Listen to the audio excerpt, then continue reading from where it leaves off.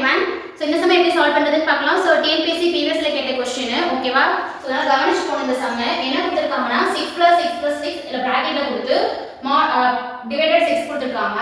இங்க 4 டைம்ஸ் 4 கொடுத்து டிவைடட் 4 கொடுத்திருக்காங்க. நம்ம போர்ட் மாஸ் ரூல் அப்ளை பண்ண போறோம்.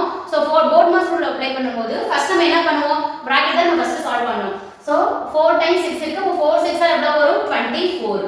ஓகேவா? So 24 divided by 6 divided by இப்போ என்ன ஆகும்னா இங்க வருங்க இங்க 4 plus 4 plus 4 plus 4 இருக்கு.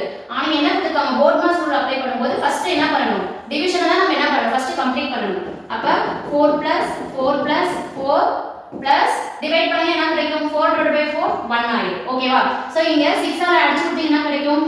4 6 are 24. அப்ப 4 divided by 3 times எவ்வளவு வரும்? 12 plus 1 அப்ப 13. அப்ப 4 by 13 is the right answer. புரிஞ்சா? ரொம்ப ஈஸியானது. சோ ஃபர்ஸ்ட் பிராக்கெட்ல தான் நம்ம சால்வ் பண்ணனும். 4 times 6 இருக்கு 24. அப்ப 24 divided by 6 வந்துரும்.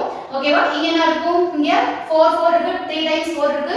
4 times 4 பண்ணும்போது இந்த 4 டிவைட் பண்ணனும். ஏனா போர்ட் மாஸ் ரூல் படி ஃபர்ஸ்ட் நம்ம என்ன பண்ணனும்? டிவிஷன் தான் ஃபர்ஸ்ட் கம்ப்ளீட் பண்ணனும். கம்ப்ளீட் பண்ணி 1 கிடைக்கும். 4 divided by 4 1 ஆயிடும். சோ எல்லாத்தையும் அடிஷன் பண்ணீங்கன்னா 13. அப்ப 4 by 13 option C is the right answer. புரியுதா அந்த சம்?